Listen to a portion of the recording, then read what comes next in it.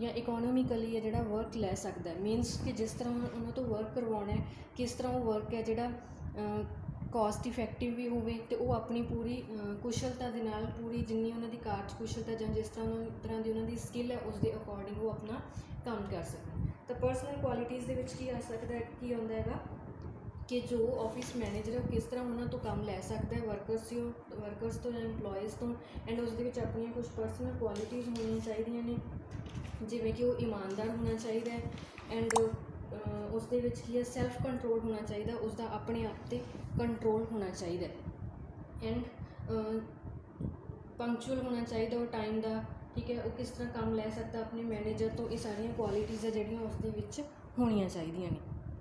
ਤਾਂ ਨੈਕਸਟ ਹੈ ਸਾਡੇ ਕੋਲ ਫਾਰਮਲ ਐਜੂਕੇਸ਼ਨ ਐਂਡ ਟ੍ਰੇਨਿੰਗ। ਇੱਕ ਆਫਿਸ ਮੈਨੇਜਰ ਹੈ ਜੋ, ਉਸ ਦੇ ਵਿੱਚ ਆਪਣੀਆਂ ਕੁਛ ਉਸਦੀ ਜੋ ਐਜੂਕੇਸ਼ਨ ਹੈ ਤਾਂ ਐਟਲੀਸਟ ਉਸਦੇ ਕੋਲ ਬੈਚਲਰ ਡਿਗਰੀ ਹੈ ਜੋ ਕਮਰਸ ਦੇ ਵਿੱਚ ਹੋਣੀ ਚਾਹੀਦੀ ਹੈ, ਜਾਂ ਕਿਸੇ ਵੀ ਬਿਜ਼ਨਸ ਨਾਲ ਰਿਲੇਟਡ ਫੀਲਡ ਹੈ ਜੋ ਉਸ ਦੇ ਅਕੋਰਡਿੰਗ ਉਸਦੇ ਕੋਲ ਕੋਈ ਬੈਚਲਰ ਡਿਗਰੀ ਹੋਣੀ ਚਾਹੀਦੀ ਹੈ ਬਿਜ਼ਨਸ ਦੇ ਵਿੱਚ ਜਾਂ ਕਮਰਸ ਦੇ ਵਿੱਚ। ਬਿਜ਼ਨਸ ਐਡਮਿਨਿਸਟ੍ਰੇਸ਼ਨ ਦੇ ਵਿੱਚ ਉਸਦੀ ਇੰਟਰਸਟ ਹੋਣਾ ਚਾਹੀਦਾ ਉਸਦਾ, ਉਸਨੂੰ ਬਿਜ਼ਨਸ ਐਡਮਿਨਿਸਟ੍ਰੇਸ਼ਨ ਮੀਨਸ ਬਿਜ਼ਨਸ ਦਾ ਜੋ ਪ੍ਰਬੰਧਨ ਹੈ ਉਸ ਦੇ ਨਾਲ ਰਿਲੇਟਡ ਉਸਨੂੰ ਨੌਲੇਜ ਹੋਣੀ ਚਾਹੀਦੀ ਹੈ। ਤਾਂ ਇਸ ਤਰ੍ਹਾਂ ਨਾਲ ਜੇ ਉਸਨੂੰ ਇਸ ਚੀਜ਼ ਦੀ ਨੌਲੇਜ ਹੋਊਗੀ, ਇਸ ਤਰ੍ਹਾਂ ਦੀ ਉਸਦੇ ਕੋਲ ਕੁਆਲੀਫਿਕੇਸ਼ਨ ਹੋਊਗੀ ਤਾਂ ਕੀ ਕਰ ਸਕਦਾ ਉਹ ਬੈਸਟ ਵੇ ਦੇ ਨਾਲ ਔਰਗੇਨਾਈਜੇਸ਼ਨ ਦੇ ਵਿੱਚ ਜਿਹੜਾ ਕਮਿਊਨੀਕੇਟ ਕਰ ਸਕਦਾ ਹੈਗਾ। ਐਂਡ ਉਸਨੂੰ ਹਰ ਇੱਕ ਫੀਲਡ ਦੇ ਵਿੱਚ, ਜਿਵੇਂ ਸੋਸ਼ਲ ਜੋ ਕਰੰਟ ਈਵੈਂਟਸ ਚੱਲ ਰਹੇ ਨੇ ਜਾਂ ਇਕੋਨੋਮਿਕਲੀ ਜੋ ਕਰੰਟ ਈਵੈਂਟਸ ਚੱਲ ਰਹੇ ਨੇ, ਕਮਰਸ ਦੇ ਫੀਲਡ ਵਿੱਚ ਜੋ ਕਰੰਟ ਈਵੈਂਟਸ ਚੱਲ ਰਹੇ ਨੇ, ਉਹਨਾਂ ਸਭ ਬਾਰੇ ਉਸਨੂੰ ਨੌਲੇਜ ਹੋਣੀ ਚਾਹੀਦੀ ਹੈ ਤਾਂ ਕਿ ਜੋ ਆਪਣੇ ਉਸਦੇ ਅੰਡਰ ਸਬੋਰਡੀਨੇਟਸ ਜਾਂ ਵਰਕਰਸ ਕੰਮ ਕਰ ਰਹੇ ਹੈ ਉਹਨਾਂ ਦੇ ਬਿਹੇਵੀਅਰ ਨੂੰ ਉਹ ਅੰਡਰਸਟੈਂਡ ਕਰ ਸਕੇ। ਤਾਂ ਜੋ ਵੀ ਸਿਸਟਮ ਨੇ, ਜੋ ਰੂਟੀਨਸ ਚੱਲ ਰਹੇ ਨੇ ਜਾਂ ਜੋ ਮਸ਼ੀਨਸ ਹੈ ਉਸ ਦੇ ਬਾਰੇ ਵਿੱਚ ਉਸਦੇ ਕੋਲ ਖੁਦ ਟ੍ਰੇਨਿੰਗ ਹੋਣੀ ਚਾਹੀਦੀ ਹੈ ਪ੍ਰੋਪਰ। ਮੀਨਸ ਜੋ ਸਿਸਟਮ ਪ੍ਰੋਸੀਜਰ ਯੂਜ਼ ਕੀਤੇ ਜਾ ਰਹੇ ਨੇ ਐਕਟੀਵਿਟੀਜ਼ ਨੂੰ ਪਰਫੋਰਮ ਕਰਨ ਦੇ ਲਈ, ਮੈਥਡਸ ਯੂਜ਼ ਕੀਤੇ ਜਾ ਰਹੇ ਨੇ, ਉਹਨਾਂ ਦੇ ਬਾਰੇ 'ਚ ਵੀ ਉਸਨੂੰ ਟ੍ਰੇਨਿੰਗ ਹੋਣੀ ਚਾਹੀਦੀ ਹੈ ਤਾਂ ਕਿ ਅੱਗੇ ਉਹ ਆਪਣੇ ਵਰਕਰਸ ਹੈ ਜਿਹੜੇ ਜਾਂ ਇੰਪਲੋਈਜ਼ ਹੈ ਉਹਨਾਂ ਨੂੰ ਵੀ ਉਸ ਚੀਜ਼ ਬਾਰੇ ਟ੍ਰੇਨਡ ਕਰ ਸਕੇ, ਉਹਨਾਂ ਨੂੰ ਦੱਸ ਸਕੇ। Next is experience. ਇੱਕ ਆਫਿਸ ਮੈਨੇਜਰ ਬਣਨ ਦੇ ਲਈ ਐਟਲੀਸਟ ਉਸਦੇ ਕੋਲ ਐਕਸਪੀਰੀਅੰਸ ਹੋਣਾ ਚਾਹੀਦਾ। ਮੀਨਸ ਇੱਕ ਆਫਿਸ ਮੈਨੇਜਰ ਦੇ ਕੋਲ ਜਿੰਨਾ ਜ਼ਿਆਦਾ ਐਕਸਪੀਰੀਅੰਸ ਹੋਊਗਾ ਉਨੀ ਹੀ ਉਸਦੇ ਕੋਲ ਜ਼ਿਆਦਾ ਨੌਲੇਜ ਹੋਊਗੀ, ਓਨਾ ਹੀ ਉਹ ਬੈਸਟ ਵੇ ਦੇ ਨਾਲ ਆਪਣੇ ਵਰਕਰਸ ਹੈ ਜਿਹੜੇ ਜਾਂ ਇੰਪਲੋਈਜ਼ ਹੈ ਉਹਨਾਂ ਤੋਂ ਕੰਮ ਹੈ ਜਿਹੜਾ ਲੈ ਸਕਦਾ ਹੈਗਾ। ਤਾਂ ਜੇ ਉਸਦੇ ਕੋਲ ਐਕਸਪੀਰੀਅੰਸ ਨਹੀਂ ਹੈ ਤਾਂ ਕੀ ਹੈ, ਉਹ ਇੰਨਾ ਜ਼ਿਆਦਾ ਸਕਸੈਸਫੁਲ ਆਫਿਸ ਮੈਨੇਜਰ ਹੈ ਜਿਹੜਾ ਨਹੀਂ ਬਣ ਸਕਦਾ। ਤਾਂ ਉਸਦੇ ਕੋਲ ਜਿੰਨਾ ਜ਼ਿਆਦਾ ਐਕਸਪੀਰੀਅੰਸ ਸੰਭਵ ਹੋ ਸਕੇ ਉਨਾ ਹੀ ਉਸਦੇ ਕੋਲ ਐਕਸਪੀਰੀਅੰਸ ਹੈ ਜਿਹੜਾ ਹੋਣਾ ਚਾਹੀਦਾ ਹੈ। Next is professional interest. ਇੱਕ ਸਕਸੈਸਫੁਲ ਆਫਿਸ ਮੈਨੇਜਰ ਬਣਨ ਦੇ ਲਈ ਉਸਦੇ ਵਿੱਚ ਉਸਦਾ ਮੀਨਸ ਆਪਣੀ ਫੀਲਡ ਦੇ ਨਾਲ ਰਿਲੇਟਡ ਨੇ ਜਿਹੜੇ ਬਿਜ਼ਨਸ ਦੇ ਨਾਲ ਰਿਲੇਟਡ ਜਿਹੜੇ ਫੀਲਡਸ ਨੇ ਉਹਨਾਂ ਦੇ ਵਿੱਚ ਵੀ ਉਹਨਾਂ ਦਾ ਇੰਟਰਸਟ ਹੋਣਾ ਚਾਹੀਦਾ। ਮੀਨਸ ਦੂਸਰੀਆਂ ਜਿਹੜੀਆਂ ਔਰਗੇਨਾਈਜੇਸ਼ਨਸ ਨੇ ਉਸ ਦੇ ਨਾਲ ਰਿਲੇਟਡ ਔਰਗੇਨਾਈਜੇਸ਼ਨਸ ਨੇ ਉਹਨਾਂ ਦੇ ਨਾਲ ਉਸਦੇ ਵਧੀਆ ਰਿਲੇਸ਼ਨਸ ਹੋਣੇ ਚਾਹੀਦੇ ਆ, ਉਸ ਦੇ ਬਾਰੇ ਵਿੱਚ ਉਹਨਾਂ ਨੂੰ ਉਸਨੂੰ ਪਤਾ ਹੋਣਾ ਚਾਹੀਦਾ ਹੈਗਾ। ਜਾਂ ਫਿਰ ਬਿਜ਼ਨਸ ਨਾਲ ਰਿਲੇਟਡ ਜਿਹੜੀਆਂ ਬੁੱਕਸ ਹੋ ਗਈਆਂ, ਜਰਨਲਸ ਹੋ ਗਏ, ਜੋ ਨਿਊਜ਼ਪੇਪਰਸ ਹੋ ਗਏ, ਉਹ ਉਸਨੂੰ ਪੜ੍ਹਦੇ ਰਹਿਣਾ ਚਾਹੀਦਾ। ਉਸ ਦੇ ਬਾਰੇ ਉਸਦੇ ਮਤਲਬ ਉਹਨਾਂ ਦੇ ਕੰਟੈਕਟ ਦੇ ਵਿੱਚ ਉਹਨਾਂ ਨੂੰ ਉਸਨੂੰ ਰਹਿਣਾ ਚਾਹੀਦਾ ਤਾਂ ਕਿ ਬਿਜ਼ਨਸ ਦੇ ਜਿਹੜੇ ਕਰੰਟ ਈਵੈਂਟਸ ਚੱਲ ਰਹੇ ਨੇ ਉਹਨਾਂ ਬਾਰੇ ਉਸਨੂੰ ਪਤਾ ਚੱਲ ਸਕੇ, ਉਸਨੂੰ ਉਹਨਾਂ ਦੀ ਨੌਲੇਜ ਹੋਵੇ। ਤਾਂ ਇਸ ਦੇ ਨਾਲ ਕੀ ਹੈ, ਜਾਂ ਫਿਰ ਇਹ ਵੀ ਕਰ ਸਕਦਾ ਕਿ ਔਰਗੇਨਾਈਜੇਸ਼ਨ ਦੇ ਵਿੱਚ ਆਪਣੀ ਉਹ ਇੱਕ ਲਾਇਬ੍ਰੇਰੀ ਹੈ ਜਿਹੜੀ ਬਣਾ ਸਕਦਾ ਹੈ। ਲਾਇਬ੍ਰੇਰੀ ਦੇ ਵਿੱਚ ਉਹ ਬਿਜ਼ਨਸ ਨਾਲ ਰਿਲੇਟਡ ਜਿੰਨੀਆਂ ਵੀ ਬੁੱਕਸ ਨੇ, ਜਰਨਲਸ ਨੇ, ਉਹਨਾਂ ਨੂੰ ਉੱਥੇ ਉਹ ਰੱਖ ਸਕਦਾ ਤਾਂ ਕਿ ਦੂਸਰੇ ਪਰਸਨਸ ਵੀ ਜਿਹੜੇ ਉਹਨਾਂ ਨੂੰ ਰੀਡ ਕਰਕੇ ਆਪਣੀ ਨੌਲੇਜ ਹੈ ਜਿਹੜੀ ਉਸਨੂੰ ਇੰਪਰੂਵ ਕਰ ਸਕਣ। ਨੈਕਸਟ ਇਜ਼ ਔਰਗੇਨਾਈਜ਼ਿੰਗ ਕਪੈਸਿਟੀ ਜਾਂ ਅਬਿਲਿਟੀ ਟੂ ਔਰਗੇਨਾਈਜ਼।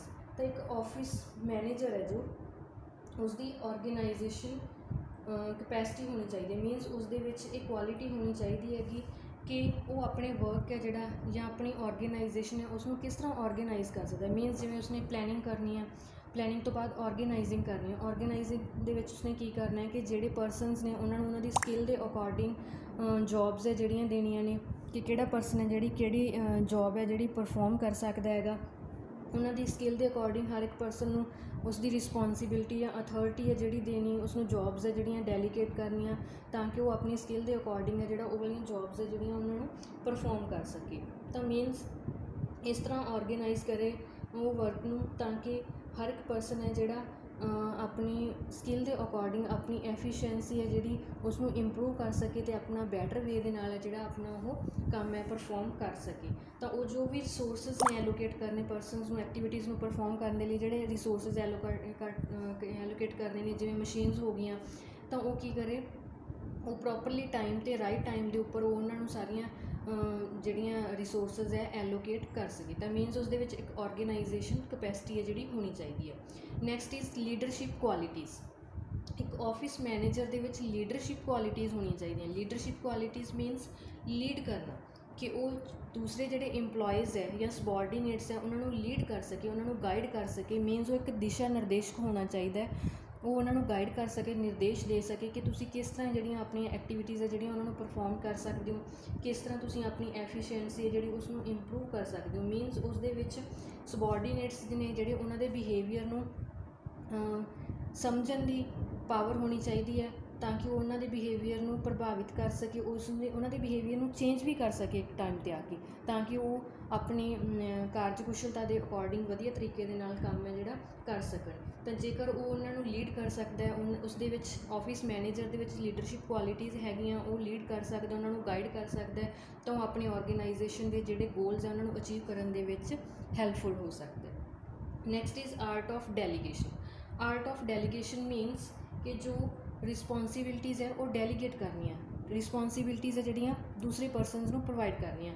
ਤਾਂ ਦੇਖੋ ਆਰਗੇਨਾਈਜੇਸ਼ਨ ਦੇ ਵਿੱਚ ਬਹੁਤ ਸਾਰੀਆਂ ਐਕਟੀਵਿਟੀਜ਼ ਹੁੰਦੀਆਂ, ਬਹੁਤ ਸਾਰੇ ਫੰਕਸ਼ਨਸ ਹੁੰਦੇ ਨੇ ਜਿਹੜੇ ਇੱਕ ਪਰਸਨ ਦੇ ਦੁਆਰਾ ਪਰਫੋਰਮ ਨਹੀਂ ਕੀਤੇ ਜਾ ਸਕਦੇ। ਤਾਂ ਉਸ ਦੇ ਲਈ ਕੀ ਕਰਦਾ, ਜੋ ਆਫਿਸ ਮੈਨੇਜਰ ਹੈ ਉਹ ਡਿਊਟੀਜ਼ ਹੈ ਜਿਹੜੀਆਂ ਜਾਂ ਰਿਸਪੋਂਸੀਬਿਲਟੀਜ਼ ਹੈ ਜਾਂ ਐਕਟੀਵਿਟੀਜ਼ ਹੈ ਜਾਂ ਅਥੋਰਿਟੀ ਕਹਿ ਸਕਦੇ ਹਾਂ ਆਪਾਂ, ਤਾਂ ਦੂਸਰੇ ਪਰਸਨਸ ਹੈ ਜਿਹੜੇ ਉਹਨਾਂ ਨੂੰ ਸਾਰਾ ਬਰਡਨ ਹੈ ਜਿਹੜਾ ਉਹ ਡਿਵਾਈਡ ਕਰ ਦਿੰਦਾ, ਕਿ ਹਰ ਇੱਕ ਪਰਸਨ ਹੈ ਜਿਹੜਾ ਉਸਨੂੰ ਉਸਦੀ ਅਥੋਰਿਟੀ ਹੈ ਜਿਹੜੀ ਦੇ ਦਿੱਤੀ ਜਾਂਦੀ ਹੈ ਕਿ ਉਸ ਪਰਸਨ ਨੇ ਇਹ ਵਾਲਾ ਕੰਮ ਹੈ ਜਿਹੜਾ ਪਰਫੋਰਮ ਕਰਨਾ ਹੈ। ਤਾਂ ਉਸ ਦੇ ਨਾਲ ਕੀ ਉਸਦਾ ਬਰਡਨ ਵੀ ਸ਼ੇਅਰ ਹੋ ਜਾਂਦਾ ਹੈਗਾ ਐਂਡ ਰਿਸਪੋਂਸੀਬਿਲਟੀਜ਼ ਹੈ ਜਿਹੜੀਆਂ ਡਿਵਾਈਡ ਹੋ ਜਾਂਦੀਆਂ। ਬਟ ਇਸ ਚੀਜ਼ ਦੇ ਲਈ ਉਸ ਦੇ ਵਿੱਚ ਕੀ ਹੋਣਾ ਚਾਹੀਦਾ ਹੈਗਾ, ਉਸ ਨੂੰ ਇੰਪਲੋਇਜ਼ ਦੇ ਉੱਪਰ ਟਰਸਟ ਹੋਣਾ ਚਾਹੀਦਾ ਹੈਗਾ। ਜੋ ਸਬੋਰਡੀਨੇਟਸ ਨੇ ਉਸਦੇ ਜਾਂ ਜੋ ਵਰਕਰਸ ਨੇ, ਇੰਪਲੋਇਜ਼ ਨੇ, ਜਿਨ੍ਹਾਂ ਨੂੰ ਡਿਊਟੀਜ਼ ਦੇ ਰਿਹਾ, ਡੈਲੀਗੇਟ ਕਰ ਰਿਹਾ, ਉਹਨਾਂ ਦੇ ਉੱਪਰ ਟਰਸਟ ਹੋਣਾ ਚਾਹੀਦਾ ਹੈ ਕਿ ਜਿਨ੍ਹਾਂ ਨੂੰ ਕੰਮ ਦੇ ਰਿਹਾ ਉਹ ਵਧੀਆ ਤਰੀਕੇ ਦੇ ਨਾਲ ਉਹ ਕਰ ਸਕਦੇ ਨੇ।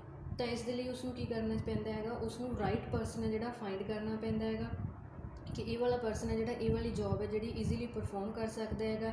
ਤਾਂ ਉਸ ਦੇ ਲਈ ਰਾਈਟ ਪਰਸਨ ਹੈ ਜਿਹੜਾ ਉਹ ਫਾਈਂਡ ਕਰ ਸਕੇ, ਉਸ ਦੇ ਵਿੱਚ ਇਹ ਕੁਆਲਿਟੀ ਹੋਵੇ ਕਿ ਉਹ ਉਹਨਾਂ ਨੂੰ ਅੰਡਰਸਟੈਂਡ ਕਰ ਸਕੇ ਅਤੇ ਉਹਨਾਂ ਨੂੰ ਉਹਨਾਂ ਦੀ ਸਕਿੱਲ ਦੇ ਅਕੋਰਡਿੰਗ ਹੈ ਜਿਹੜਾ ਜੋਬ ਹੈ ਜਿਹੜੀ ਜਾਂ ਅਥੋਰਿਟੀ ਹੈ ਜਿਹੜੀ ਪ੍ਰੋਵਾਈਡ ਕਰ ਸਕੇ, ਤਾਂ ਕਿ ਉਹ ਆਪਣੇ ਔਰਗੇਨਾਈਜੇਸ਼ਨ ਦੇ ਜਿਹੜੇ ਗੋਲਸ ਹੈ ਉਹਨਾਂ ਨੂੰ ਅਚੀਵ ਕਰ ਸਕਣ। ਤਾਂ ਇਹ ਸੀ ਕੁਆਲੀਫਿਕੇਸ਼ਨ ਆਫ ਆਫਿਸ ਮੈਨੇਜਰ।